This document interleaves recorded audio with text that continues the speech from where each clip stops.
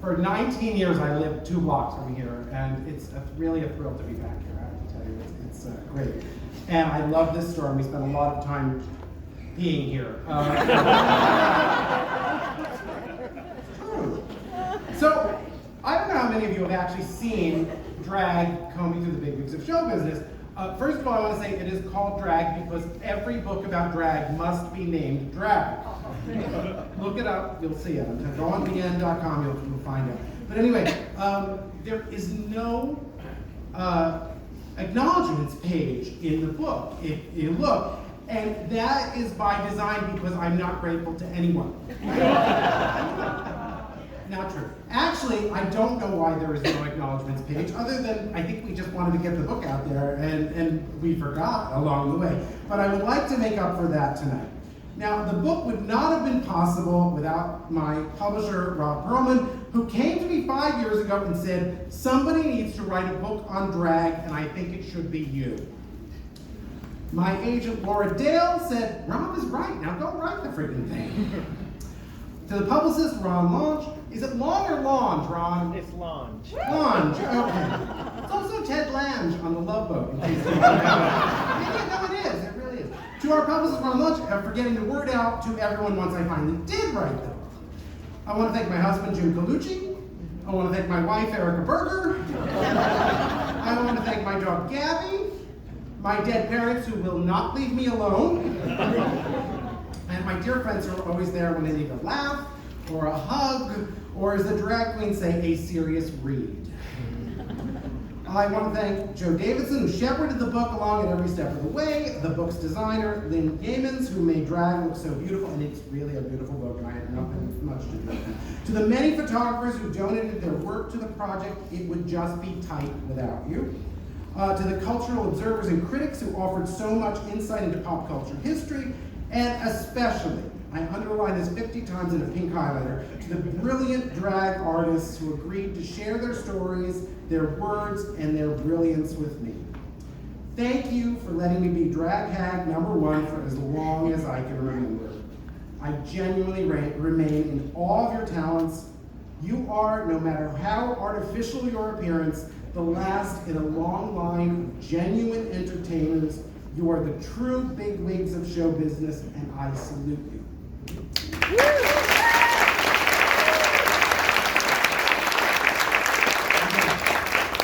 And also I want to thank Lady Bunny for canceling at the last minute because she got a paying gig. She reminds us all what this business is truly about, cash.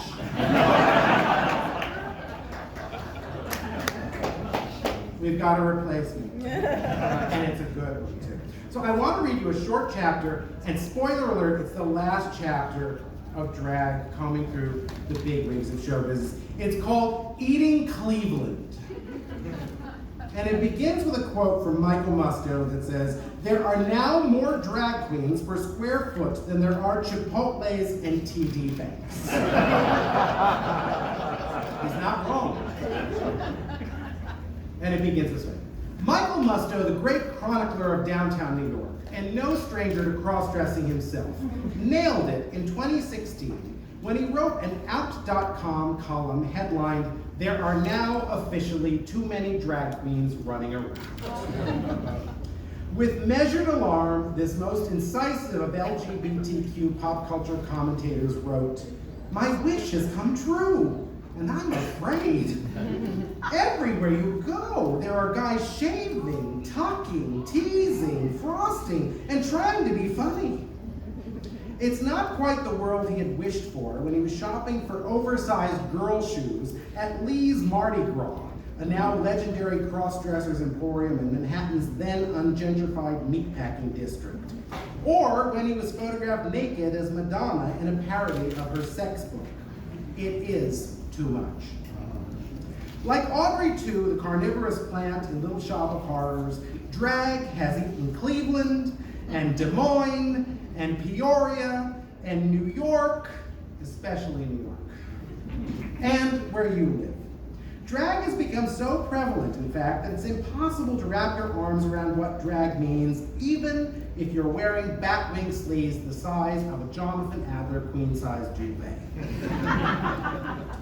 Is drag an unshaven queen named Conchita Wurst, as Austrian recording artist Thomas Neuwirth is known, winning the Eurovision Song Contest in 2014?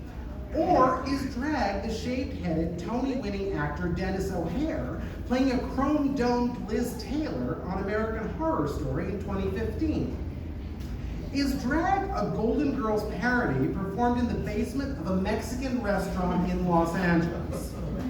Or is drag a festival in Brooklyn called Bushwig, starring queens who weren't born when the classic sitcom went off the air in 1992?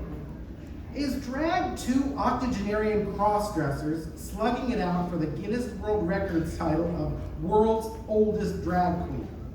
Or two young Broadway actors like Prescott Seymour and Corder Simmons finding even more success as their alter egos Sutton Lee Seymour and Cacophony Daniels than they have in trousers? The answer, in a word, is yes.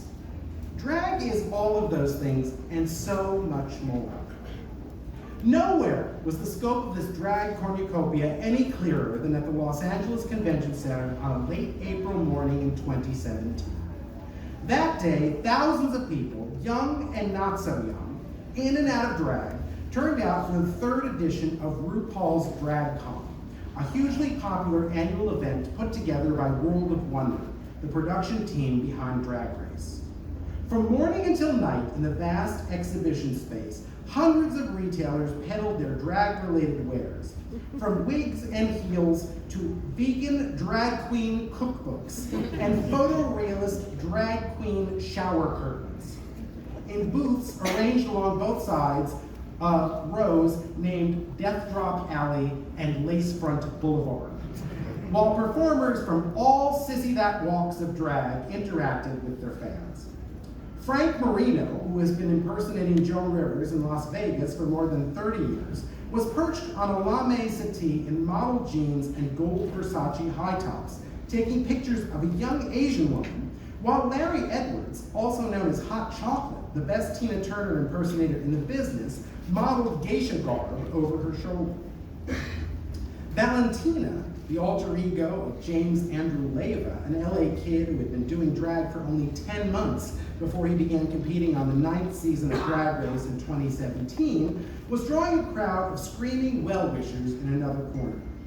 Meanwhile, Elvira, a cisgender ghoul last time anyone checked under Cassandra Peterson's hood, had a line 100 people deep, dying for a moment with their busty vampire idol.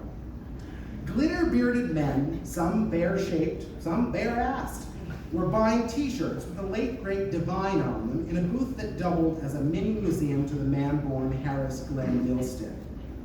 Katya, the popular queen from season 7 of Drag Race, who calls herself the sweatiest woman in show business, was working up a lather at a booth near the front of the huge hall, while in a ballroom upstairs, Mark Indelicato, the actor who played a little gay boy on Ugly Betty before he even knew he was a little gay boy in real life, was wearing Cleopatra eye makeup and a fishnet top, discussing LGBTQ portrayals on television on a panel that included a trans man, the actor Elliot Fletcher of Faking It, The Fosters, and Shameless fame.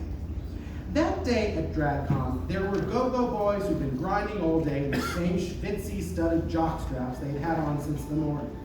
But Lily Whiteass, the alter ego of actor Todd Lattimore, who had appeared in the 2010 Broadway revival of La Cage aux Folles, was rocking her second look of the day, a Rastafarian-inspired miniskirt and dreads that belied her Caucasian drag name.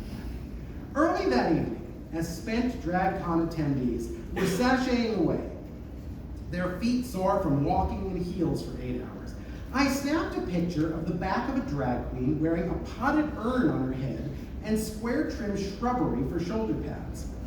I posted it to Instagram, and within seconds there was an OMFG comment on the photo. The high-fashion human hedge, it turns out, was a New York recording artist named Linux. Apparently, I should have known. Among Linux's fans is the young man who wrote that comment, a teenage drag queen named Obscura, who, as it turns out, is my college roommate's son.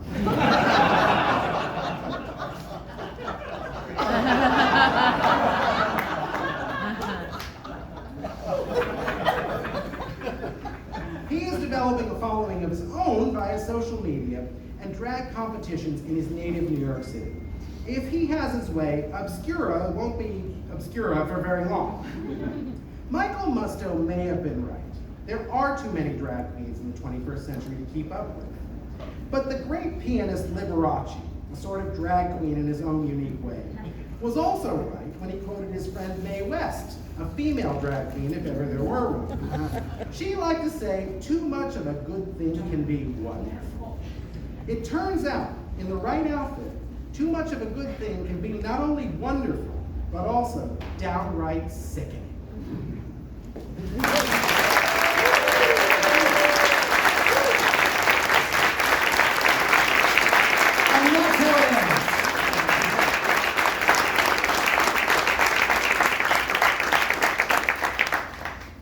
It's a real privilege to get to be here at Barnes & Noble Union Square. It's also very hard to get booked at Barnes & Noble Union Square. And I'm not saying this to be humble, because Lord knows I'm not that humble.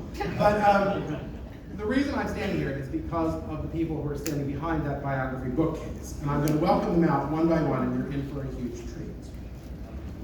First, the fabulous Obscura is the creation of a very talented young man named Marcello Bevilacqua, a student at NYU who began making a name for himself among the drag conoscenti as a teen queen. He turns 20 in a number of weeks. Put it this way, I have sport coats older than these. As a big fan of Obscura on Instagram, I was thrilled to finally meet her in person tonight. Ladies and germs, Obscura.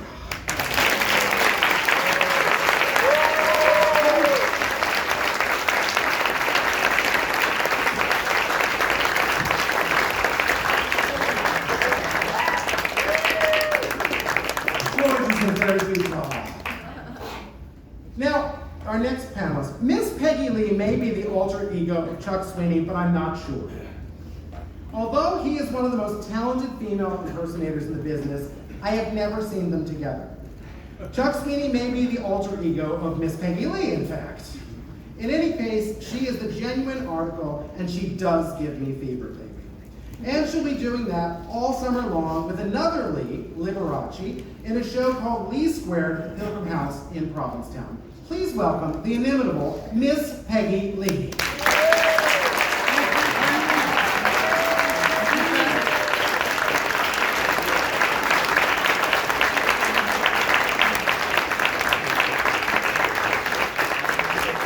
One step at a time.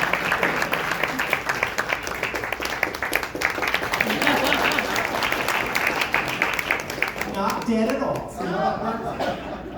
Our third panelist, Brini Maxwell, did something others only dream about. She made the leap from cable access to the mainstream with The Brini Maxwell Show. She's an author, an artist, a fashion designer, an interior designer, and a fashion model, and she is a true drag pioneer. And you can see her every Tuesday night at Knit at Night at Club Cumming, and you should. Please welcome Brini Maxwell.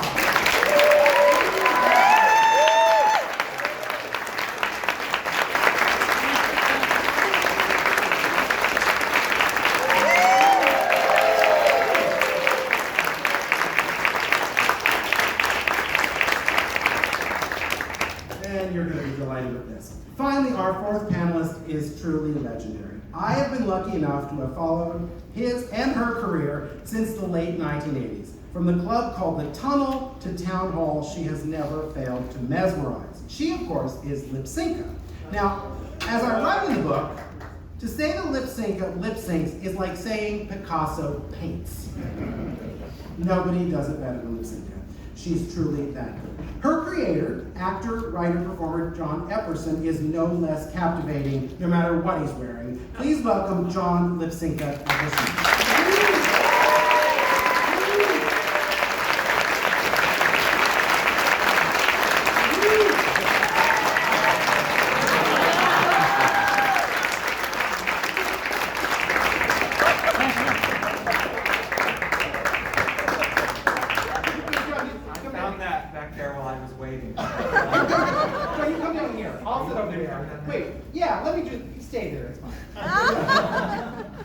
That's my better side. Okay.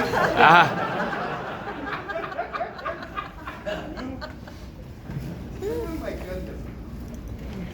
This is the fun part for me, as I get to have the TV talk show I never had. And delighted. The thing I want to find out most of all from each of you first is who was the first drag performer or cross-dressing actor you remember, and what were your thoughts about it? John, you want to start? Well, when I was a kid in Mississippi, in Hazelhurst, Hazelhurst. It's a tiny town. The Chamber of Commerce, or the Junior Chamber of Commerce, maybe that's what they were called, the JCs, they had a benefit once in a while called Womanless Wedding. And all the men in town, people like the barber and the liquor store owner, they would all have a fake wedding. And all of the men were in drag. As the mother of the bride, or the bride's matron of honor, or the bride. And it was anarchy to me. That's the first thing I remember. And what did you think of it? I mean, anarchy, but was it a positive experience? It was very positive because Hazelhurst, Mississippi is a very repressed town, and this was unrepressed. This, like I said, it was anarchy. So I saw this flip side of life. Oh, that's wild. Brini, what for you? Who was the first? Wild. I don't know if I can top that. I think it would have to be. I can't top anything. So. All in. Thank you. The glass bottom boat. I could top him probably. Wait, all in the glass bottom. Well, he's that wiglet thing on the top that gives him so much height. Well, he was able to really embody. I mean, there was something about the makeup that was very, in a way, real. You know, he was, to use an old word, to describe a drag queen who was real. He was very Apparently, Bruce Valanche tells us after one drink, particularly. yeah. I think that would fit too. Yeah, Miss Peggy Lee. Who for you was the first? As a real woman, it's odd for me to ask this question of you, but who was the first drag performer you saw? It would have been Jim Bailey on I Love Lucy, or the Lucy Show, where he did Phyllis Diller. Here's Lucy. Here's Lucy. Yeah, I think that. Okay, yeah, whatever that was, but I remember being totally stunned and like, oh my God, there's a man in a dress and no one's hurting him, no one's, it was like a love fest that happened with him, on that show. And it was really amazing to me. I was thrilled because I thought, oh good, I have an outlet. And it's good. Do you all know who Jim Bailey is? Does that ring a bell? Do you know how not only did Jim Bailey do Here's Lucy as Phyllis Diller, and the whole plot of that episode was Phyllis was caught out of town or couldn't do this benefit for Lucy, and so he was just going to fool everyone by going on as Phyllis. But he also did an episode of Vegas where he was a Judy Garland impersonator who shot herself because she was being stalked by herself, as drag performers are wont to do, I guess. Played an early trans character on Night Court, I believe it was. Anyway, he was very pioneering, but he hated. You didn't call him a drag queen. He was a gender. Now we're more female impersonator. He was a gender illusionist. That was his. Yeah, you didn't mess with him. Now I'm scared for this answer because it could be like last Thursday. Who was the first drag performer or cross-dresser that you remember seeing? If I remember correctly, if I can pinpoint one, the first one that I saw was Divine as Edna Turnblad in John Waters from Hairspray. Your parents showed you the right thing. And what did you think? Well, it was very bizarre to me because I was maybe 3 or 4 at the time. But you could handle it, I believe. I was very mesmerized by Divine's performance, and it was very different. And needless to say, I then went on to see Hairspray on Broadway 5 times. Yeah, know isn't it come back? Isn't that what I think? There's some sort of, it's either going on, something's happening again with Hairspray, which we're very glad to see. So wait, so now what led you, Obscura, to be Obscura, and how did this happen? It's kind of a weird story, but Good. That's why they're here. So I was probably in junior year of high school, maybe even earlier than that, and I had a friend who had just come back from rehab, and they'd come back with like this whole new love for makeup and drag, and I had never heard What kind of rehab was that? Okay, I'm sorry to interrupt. I'm sorry. And I was like, what's that?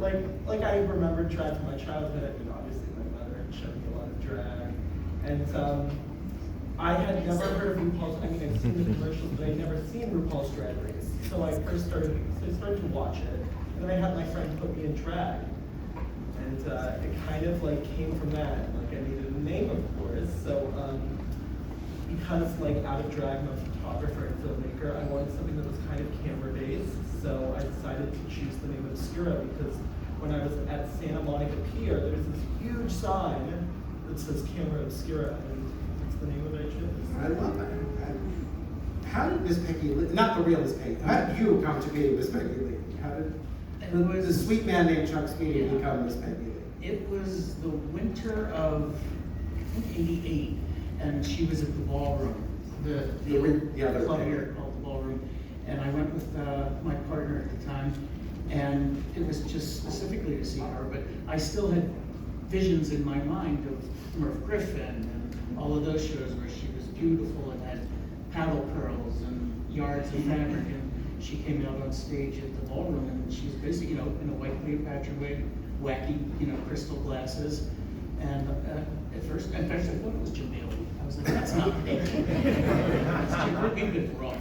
And but when she started singing, I was like, oh my God, that is her. And I don't think she knew how funny she was that night. And with or without intention, and that was the night I decided she's going into the act. Was there anything she didn't remember that night? Like her percussionist, for one. Ladies and gentlemen, our percussion. And her piano player leaned in and goes, John Chiodini, ladies and gentlemen. So she was in another realm. And I loved it. She sat in a desk chair the entire, I was there too, and so she sat in a desk chair and just swiveled. And it was brilliant. Yeah. Now, Brini, you tell a wonderful story about Brini appears at the end of the chapter on Tupperware drag queens, of which there are many who do that. But I thought as a domestic goddess, Brini should be like kind of the end of that chapter. And how did Brini come to be? Well, I was shopping, I was redecorating my apartment to look like a 1960s movie set, as one does. And I found this wonderful set of vintage Pyrex mixing bowls from the 1950s. They were really pristine and perfect condition. And I was very excited. They were inexpensive at a thrift shop. And I brought them home, and I was very excited until I realized that no one would ever get to see them, because mixing bowls, when you have guests, are tucked away in a little cabinet somewhere. And so I was despondent. I walked around. And then eventually I realized that if I did a television show, everyone would get to see my mixing bowl when I cooked. So that's how the Brini Maxwell show came to be. And we're very glad that it did. Because it was like our little secret, but then we were all rooting for you when it went to the Style Channel. Because we all used to watch it on cable access. And it was the only thing you could watch on cable access you could tell your parents about. Because a lot of stuff we watched on whatever that channel was. 69? What channel were you on? 34. It was dirty stuff. It was. We didn't mind.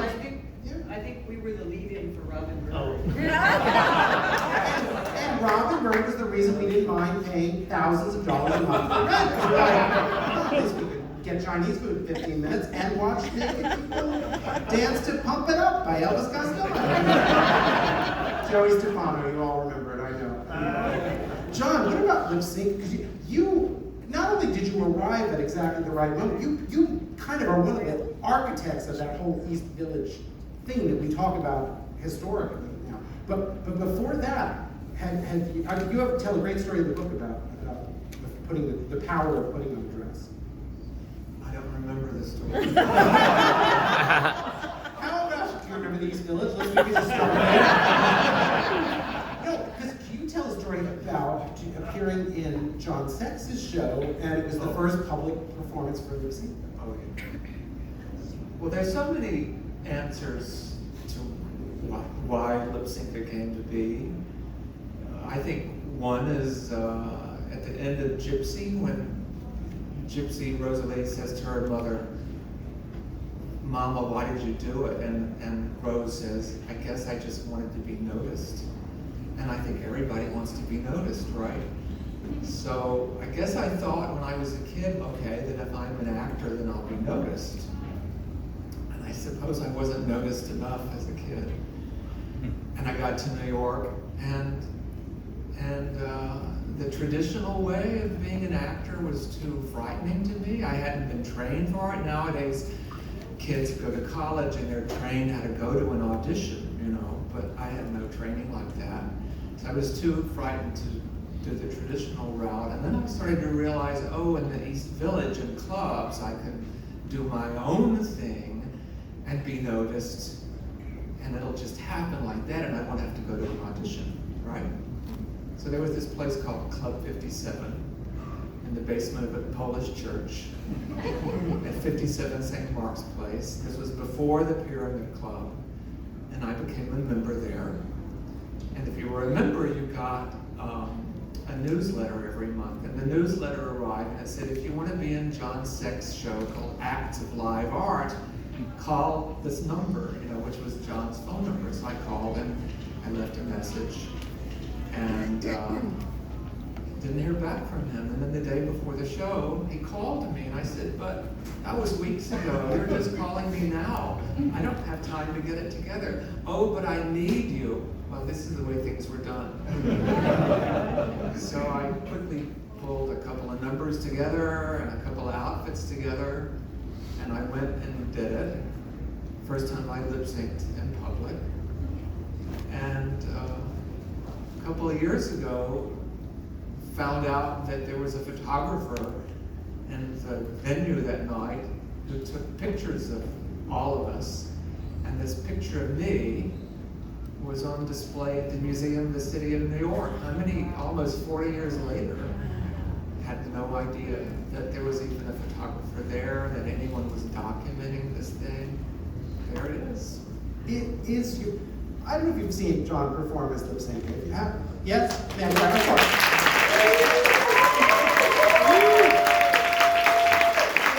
There is not a breath out of place when John lip-syncs. How much of that did you have to learn, and how much of that is just, it turns out you were just really good at it? Because there's not a scintilla of error. It's astounding to watch. I had seen lip-syncing drag performers in Mississippi and at the gay bar. And then in the summer of 1981, I found myself in Paris, and I went to a club that you may have heard of, because the New York Times just did a story about it not long ago, called Michoud, which is the name of the owner. He's still alive.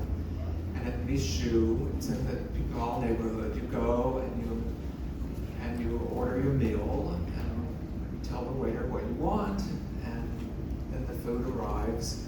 And then 30 minutes later, the waiter is on stage as Liza Minnelli or Sophia Loren or Edith Piaf, and they were lip syncing. And I thought, oh, well, that's what they were doing at that gay bar in Mississippi, but they seem to be doing it better, and it's Paris, and they're really making a living at it. And I thought, well, maybe I could do this lip syncing thing. And I thought, well, then the name of the character has to tell the audience what they're going to see, and that I have a sense of humor about it. And I wanted it to sound like a fashion model, like Dovima or Wilhelmina. Am I answering your question? Yes. When we get tired of this answer, we'll stop. Did I? Keep going. We're all loving it. Yes. What was the question? Can I finish? Keep going. Just keep going.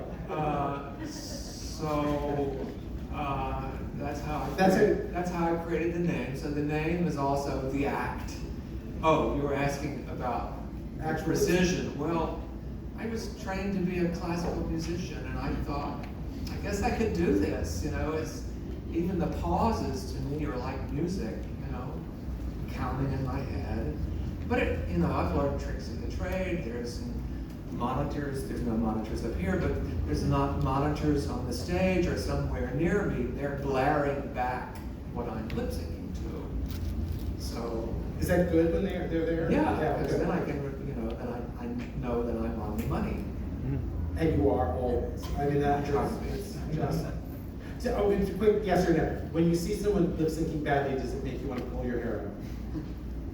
No, that's good. Because I read things now, I proofread. I don't read anymore, I just proofread things online. Because it makes me, I was reading this whole thing about the history of the Batman movie, the first Batman movie, and I just should have had a grease pencil and I ended up, this is Casablanca's, what word? This is did no one copy this? So that's me with writing, so I always wondered if people would, if everything, when other people do it, I need more therapy, is what I'm The way I see it is if they're lip syncing badly, then I don't have anything to worry about.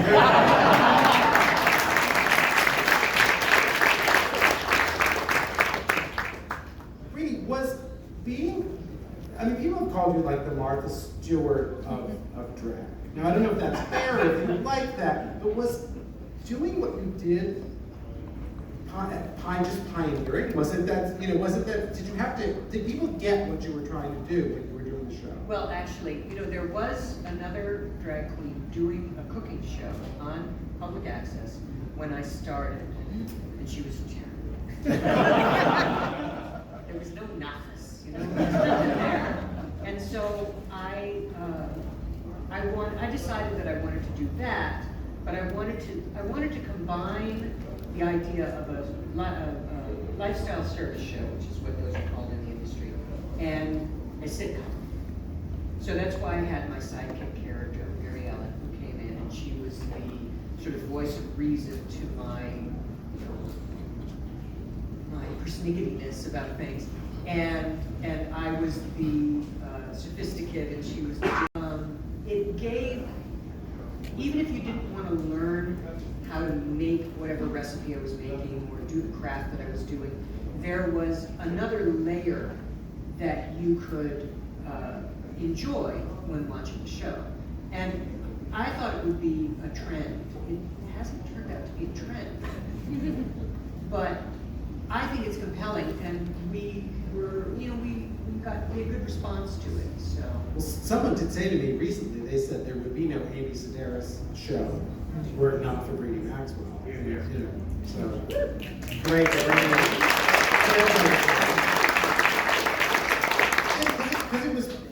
Because it wasn't jokey, but it was fun. It charted its own course, which was exciting to Right, and it sort of has owes a debt of gratitude to shows like the Dick Van Dyke Show, where the characters really cared about each other, but found the humor in the situations that they were in, rather than being pitted against each other like in, say, The Honeymooners, where it's all about the conflict. So I think that is enjoyable to have in your living room, and that's really what I wanted to do. I wanted to create characters that you wanted to be friends with, so you want them in your living room. So that's kind of how the characters in the show developed. It's so, and I guess it's still on DVD, isn't it? Yes. I don't know if it's streamable, but it's on DVD. So Yes, and the original cable access show, many of the segments are on YouTube. Oh, that's great. Yeah. Miss Peggy Lee. That was it. I just wanted you to turn. That was all. The questions are gone. That's all I wanted to. I love in the book, you were worried about whether your take on Miss Peggy Lee would be appreciated, and the response from the person you asked, do you remember what it was? It was Mary Aguilera? No, that was good. Mary Aguilera, who was friends with Peggy Lee, Decorator. her decorator. He loved. No, there was someone who said what you resembled, and that they were going to love you. Oh, okay. So yeah, Ron Poole had a comedy show called The Pool Party at Don't Tell Mamas for 100 years, and he's like, come do something, Sweeney, and I'm like, you know, it's a stand-up show. They're young people. They're not going to know anything. They're not going to get any of this. He goes, they don't need to. You're like a big, insane Muppet. Come on.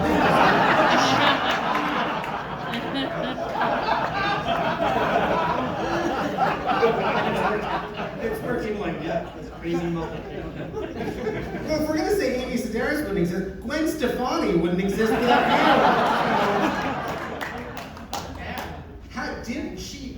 You were telling me that Peggy kind of, you did a lot of characters before, and Peggy kind of took over, didn't she? How did that happen? Well, from that comedy thing, that Saturday night at Don't Tell Mamas, because really I was ready to just burn everything and just do cabaret or theater or whatever, but it just took on such a life of its own with that pool party, and the next thing you know, I mean, what started out as like a throwaway, I don't know, 6-minute bit with Fever, and is that all there is? You know, through constant showing up at that thing, developed into an act. And, you know, it's gone on far longer than I ever anticipated. But you know, so. But it's I was saying to her friend Chuck the other day. I was saying to Miss Peggy's alter ego. I said, I don't know if you realize just how funny you are. I said, you know what? If you knew how funny you are, you might not be this nice, because it was just it is so brilliant, and it's kind of more Peggy Lee than Peggy Lee, and also deranged, which is the best kind of impersonation. And you said that cracked take on her was really important. Yeah, I didn't want it to be like an homage, like Jim Daly or like some of the other folks do with their characters, because it wouldn't have been fun for me to just, so. You know, Peggy sings Proud Mary in my show. She sings The Pointer Sisters' Fire on top of the piano. So, I mean, things that she never would have done. And it was really just to keep my own sanity and take her to levels of absurdity that, just layer after layer after layer. And not to give away a joke, but what has happened to the band sometimes when you've been forced to sing to track? Oh, yeah, well, I used to have a really great band.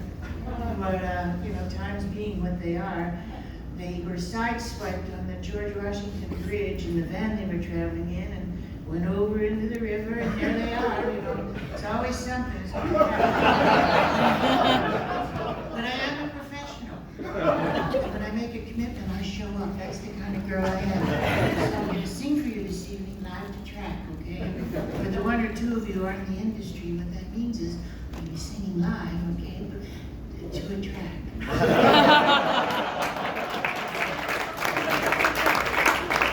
I ended up at Mary Pickford's pool. We're playing Los Angeles. That's the one I always remember. It's just there. That's what happened to them that time. It's not so good. How does one do what you're doing at such a young age? And you've been in competitions and what? And tell us about what is it like being so young and so fabulous all at the same time? Well, we've got an hour. It's definitely an interesting life. I mean, I never really anticipated that I'd ever be doing anything like this, ever. So, I mean, at a young age, there are definitely a lot of issues. One of them being I can barely get into any venue because I'm underage. But I found my ways to kind of, be able to still do my drag without worrying about any of those things. For one, I used to do a lot of things via Instagram and on YouTube. There was this parody of Drag Race that I was in. What was the name of that? It's called Drag Showdown. It's still going on. It's not the best show ever, but it's entertaining to some some people. It's basically just a bunch of teenage drag queens remaking what drag. It's kind of set up like Drag Race, but nobody's in the same place. It's all done from each of their own bedrooms, pretty much. It's a bedroom Drag Race kind of situation. We've all been there. Let me ask you guys, because we were going to take some questions from the audience, but before that, how do you feel about how mainstream drag is right at this moment? Anybody? I think that one of the things that is really interesting about that is that so many times drag performers are pigeonholed into the idea of drag, and so we're all kind of lumped together into one group of people. Or looking at.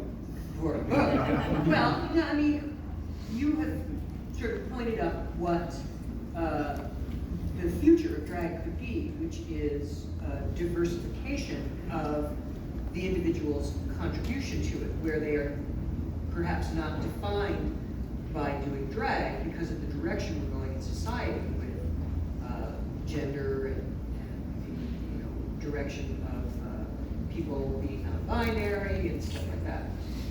And I think that what could come out of that is people being known for whatever it is they do as the performer, whether or not they're in drag. And I think that could be a very interesting development, where drag becomes a part of what the performer does, but maybe even not the first thing people think about. I love all the different, I mean, Jon, Lypsinka is a surrealist when you talk to Jon about that. Brini, what word do you use for do you or don't you use a word? Is Brini Maxwell a drag performer? I have coined a phrase. Do you remember in the 1970s? Yes. Black actresses referred to themselves as blacktresses, so I'm kind of a mactress. What's the M? Mactress? Male actress. Oh, mactress! I thought you brought makeup at the Mac counter. So is there going to be a musical called Once Upon a Mattress?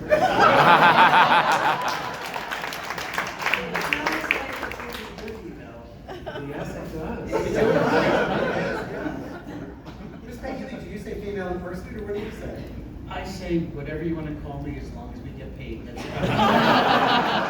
really, I mean, I want to consider myself an actor, but hello, I'm sitting up here in all of this, so it's really whatever you want to call me. I'm not along with anything. And you do get to an age where the only question is, did the check clear? Did they change your whole story? Sure. Did you get through? Did the check clear? What word do you use? What do the kids say these days? Kids say so much. Honestly, I can't even keep up sometimes. If you can't keep up, there's no hope for the rest of us. But I mean, I toy around a lot with drag, artist. I think that's way more descriptive of what I do. I mean, performer, artist. I mean, I feel like the word queen has become very style among the younger generation, which I don't completely understand, but people definitely nowadays want to be referred to as an artist. Can I tell you a story about drag artists? Yes.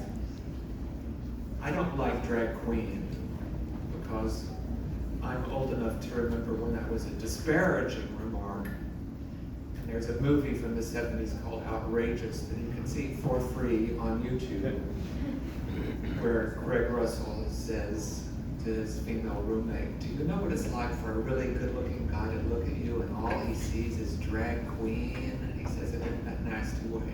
And that's the way people regarded it then.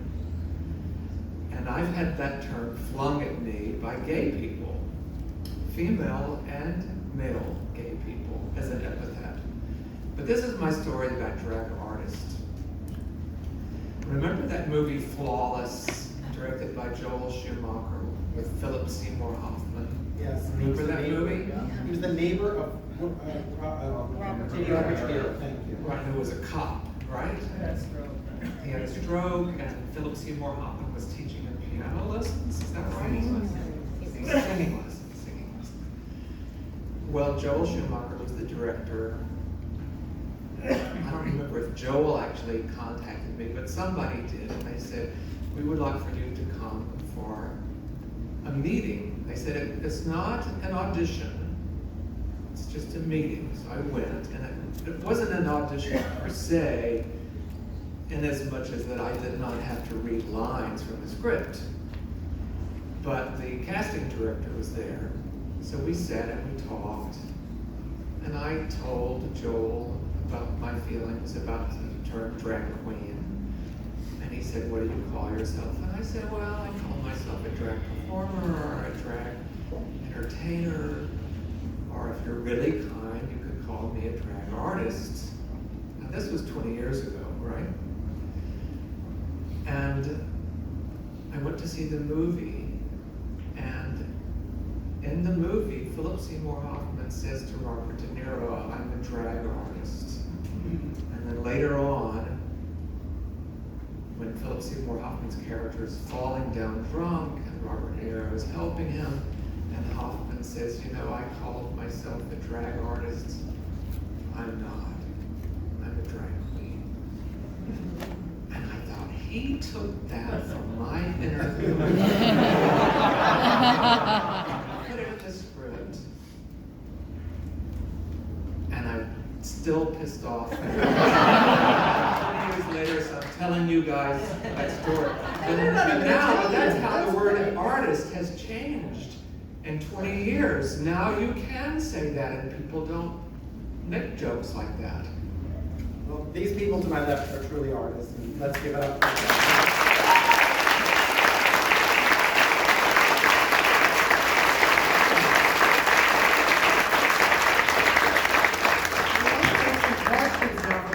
If you have any, be not afraid. Anyone? Well, we're done, thank you. What would you like? Someone's got to want to make some. Hello. Hi. Hi, Frank. Have a microphone, but give it back. The book is beautiful. You're from New Jersey. Give it back. The book is beautiful. John, I wanted to ask you if you had a favorite movie to lip sync from, or a favorite. No, it's. Favorite movie to Yeah. lip sync from? Well, I have favorite movies, but I don't know that I have a favorite movie to lip sync from. But I guess since I have favorite movies, I'd like to lip sync lines from those favorite movies. One of my favorite movies is the Alfred Hitchcock movie Marnie. Do you know that film? Yeah. So maybe that. Thank you. I think you're a total genius. Have you seen Lypsinka to the telephone bit? Yeah. It's one of the funniest drag. It's just one of the funniest, most brilliant things you're going to see just anywhere. It's just, that's that there. So, hi. Hi, Frank. How are you? Good. Wait for the mic. So this one's for Obscura. So you explained that someone initially had to put the makeup on. You obviously learned. So how did that amount of makeup evolve from that first being makeup? You mean like how did like the first application? What we see. Okay. Well, I mean, this makeup is like the process of like 3 years of experimentation in my bedroom. Basically, I was very inspired by different imagery throughout like history. I really liked 80s horror films. There was this Italian singer named Mina who has like very exaggerated makeup, and she's just like a cisgender woman, and I was really inspired by her makeup too. Mina, the Italian singer? Yes. You guys know who Mina is? Only a few. One of her songs is used for, I think, the Las Vegas Hotel. That's where I didn't know she was until I heard that record. And then I bought her greatest hits. Yeah, it's great. She's kind of the Barbra Streisand of Italy. Her records are everywhere. And I'm also like very inspired by like, I mean, what I find interesting about today's drag versus yesterday's drag is yesterday's drag was very, or I don't want to call it yesterday's because that's kind of derogatory, but drag that was around in the 80s was way more original, I would say, in the sense that they weren't basing their makeup off of current drag queens, whereas nowadays you go to like DragCon and you see like a lot of drag queens who look very similar because of the TV show, where you're basically forced to do makeup a very certain way. And I tried to kind of follow that formula of looking a certain way, but also I wanted to do my own thing, so I kind of marched to the beat of my own drum, but in the same kind of way, I also make sure that my makeup is like to a certain standard, but that's more of like my standard and not like somebody else's standard. Honestly, but everyone up here has ridiculously high standards for what they're going to do when they get on stage. No one here half-asses anything on the stage. So, hi. How about microphone? Hello. See, Kevin, she'll give it back. I will. Hello. Hello, Miss Lee. I'm a big fan. And Brini, I still have your cake carrier from one of your Tupperware parties. Oh, and, how fun. And I use it all the time, so thank you. Yeah, I started out doing Tupperware. No, I still use it. My question is, when you are not in the character that you're in now, and say you're somewhere, do you ever hear people talking about your character, and is it an interesting experience to sort of be listening to them talk about you and they don't know it's you? Has that ever happened to any of you? It actually happened to my mother, who's actually here tonight. Raise your hand.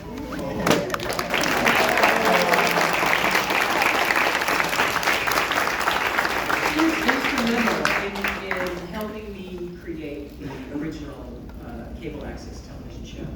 And early on, we were editing at a place downtown, and we were coming out of an editing session, and we were walking behind this couple who had seen the show and were talking about it and how wonderful it was. It was a real thrill because it was very early on, so it was just like it had just been on the air for a month or so. So yes, that was a real thrill. John, did that happen to you too? Because I saw a glimmer in your eye. Yes, does anyone here know a place in San Francisco called Kabuki Hot Springs? Anyone know one? That's either a sexual position or a fruity drink.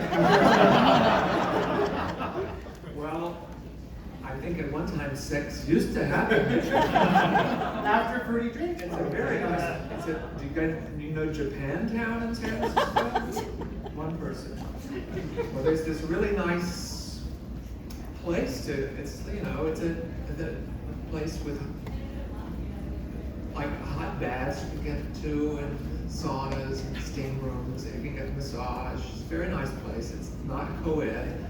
One day will be for women, the next day for men. I don't know what they're going to do about transgenders in San Francisco when they go to Kabuki Hot Springs. But Wednesday. But I was in the sauna and I heard these two guys talking. Oh, have you been to see Lypsinka? And Madonna's paid for everything. That's not true. Well, I sat there listening to them. Didn't set them straight. No, they had no. I was sitting there buck naked. They didn't know it was Lypsinka. I was sitting No box of life cereal to point to. None of them. No telephone to pick up nothing. I love that they thought Madonna paid for everything.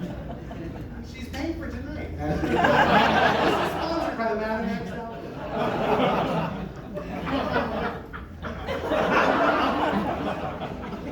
Sorry. It's not commentary. I'm so happy. It's just taking pride. You're right. Okay. Have either of you ever had that happen, or have you heard someone talking like this? Well, I guess my favorite thing is just showing up as I show up in my other life, and people have no clue, and that's my favorite thing, And then lately it's been a thing where people have said, and I really don't get it, not to me, but to other people, that that's an interesting choice, a woman playing a woman. And I'm like, acting! It's like, so that's kind of weird and interesting and I guess flattering or something.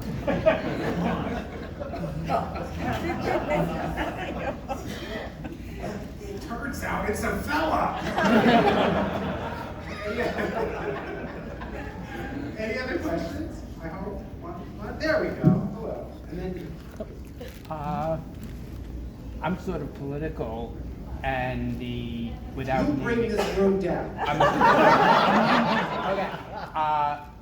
And it seems like the current administration and their followers are so anti-gay, and there's like part of me whenever I see any performers like really out there, literally, like I think there's such hate from such awful people. Do you feel that it makes it, in a way, scary for you for that reason? And also, do you think that it also makes the general public, who are not these vile types, more accepting?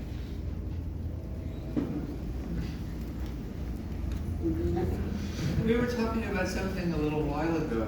You know, if drag doesn't push people's buttons, then it's not that interesting, right? I don't think it's a coincidence that Drag Race and drag is having its moment in the sun right now. I don't Well, think it we've started ever- before he was at the White House, though. It Right. did start. But I think that I want to believe, and maybe it's just being poetic about it, but I really think that drag performers and people who couldn't hide in any closet 50 years ago were fomenting a movement that is the reason I can sit here, we can all sit here. And I think the drag queens are leading the charge yet again, and the flamboyant are leading the charge yet again. And I think there is nothing, I've said this on every panel, there is nothing that makes you less interesting to me as a gay man if you don't like drag queens or you're uncomfortable with trans people. Get your shit together.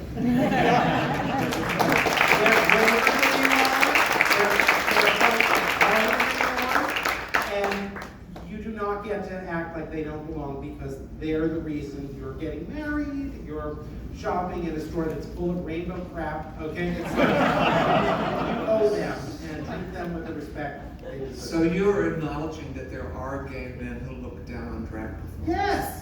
Thank There are you. gay men who look down on everything. I've been arguing with someone in the audience about that for quite a while, and I've encountered it myself. I told you earlier that there have been gay people who have flung the word drag queen at me as an epithet.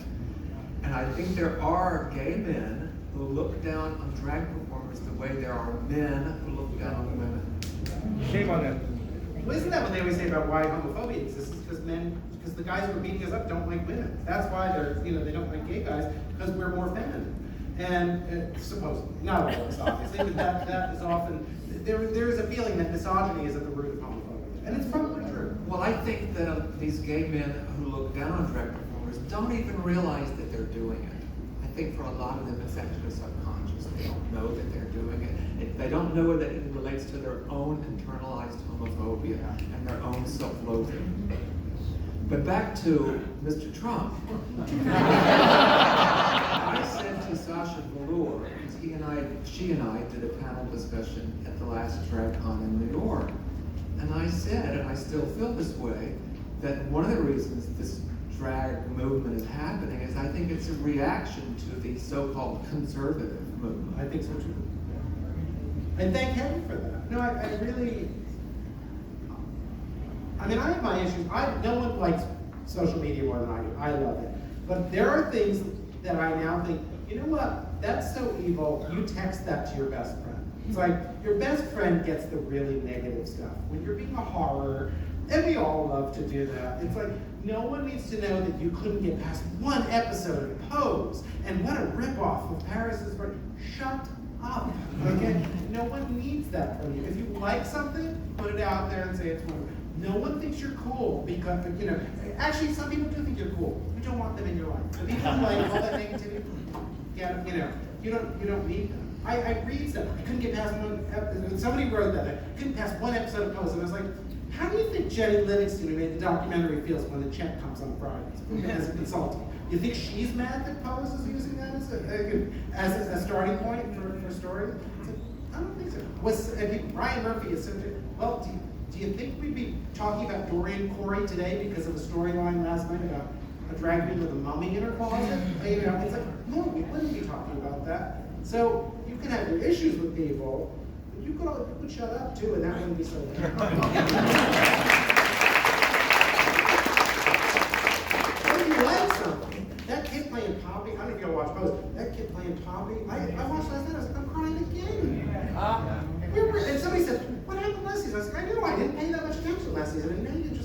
giving him stuff to do. He's breaking your heart this is 3 weeks in a row now. You know, so run him out how terrific he is. Is that the Puerto Rican kid? Yes, he's in love with Angel now. I've given it away. I DVR'd it and I haven't watched it yet. Yeah, no, it's a good episode. It's a very fun episode. But yeah, it's like people complain about that. And you're like, did you create something that 160 trans people are working behind the scenes? I don't think you did. So when you've done that, then you can complain. That's the way I feel. I'm sort of, it just bugs me, that kind of negativity. You're not helping anybody by being, you don't like my book, don't buy my book. It's like, you know, but don't, whatever. You know, I mean, any of the stuff we're doing, it's like. Anyway, I'm sorry. Oh, hi. How are you? I'm great. I like your pants. Someone needs to take care of them.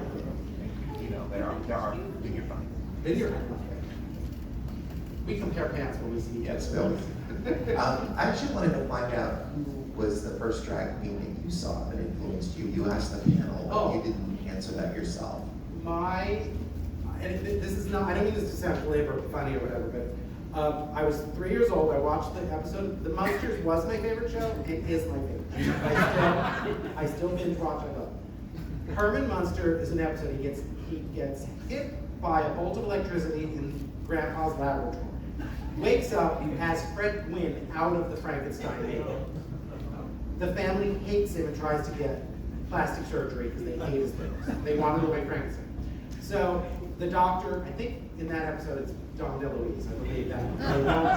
They won't touch it. Anyway, Grandpa says, I found his original plans, I'll fix him in the laboratory. He fixes him in the laboratory, he becomes Aunt Herman. He is basically Frankenstein monster with sausage curls and a Victorian sort of outfit. And then you see him in that outfit and he's going off to work because what does one do when you get hit by a bolt of lightning and become a woman? You go off and become a cocktail waitress. So now it's a 9-foot-tall cocktail waitress who goes off, and his father-in-law goes, as he's leaving, and his wife says, don't let the customers get fresh. So that was the first drag performer I ever saw, and I've always loved a man in a dress since then, and I think a woman in a chest wig is pretty darn good too. I like that as well.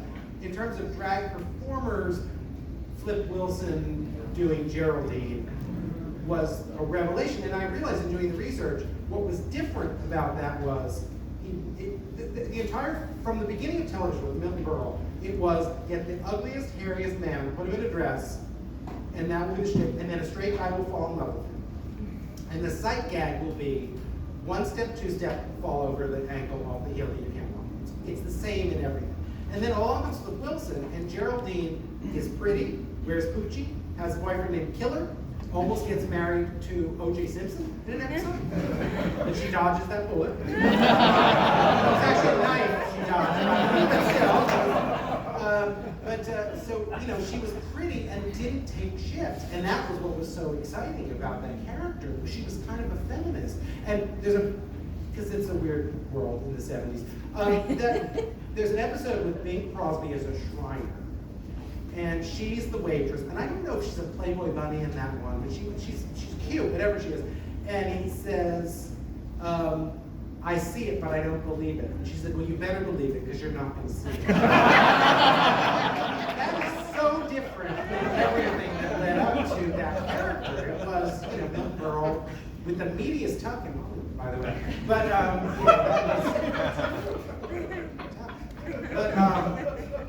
so anyway, John, were you in Charles Bush's dressing up 25 years ago at Town Hall? Was Lypsinka as part of that when Milton Berle and Charles Pierce? I was supposed to be in it. I was going to be in it, and I had the recording made, and it was ready to go.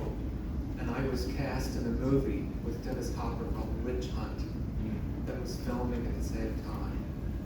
And that seemed like the right thing to do, and Charles agreed. So I did that. Just tell people you were in it, because the way I remember you were wonderful. You know, that was I can't believe it's 25 years ago. Really, that night, Milton Berle was in drag at Town Hall and wouldn't leave the freaking stage, and they sent Charles Pierce out, who was a friend of yours. John knew Charles, and they sent Charles Pierce out to get him off. Only Charles Pierce would have the nerve to try to get Milton Berle on stage. Yeah, but honestly, I was going to to keep making it about me. I wrote the book because I worried that people were going to think drag began with Drag Race season 1, and I wanted them to know that there is so much more, and there's always so much more. Whoever you like who's contemporary, someone laid the groundwork for them. Maybe in a different way, maybe in exactly the same way. But we all know whose shoulders we're standing on. We all know who we thank for. I mean, I did The Daily Show for all those years, and then you watch Alan Sues do Big Al on Laugh-In, and I'm a 7-year-old. And it's like nothing I did on The Daily Show would have been anything had I not watched him be the most flaming queen ever delivering sports reports. But now you have a very successful book, Frank.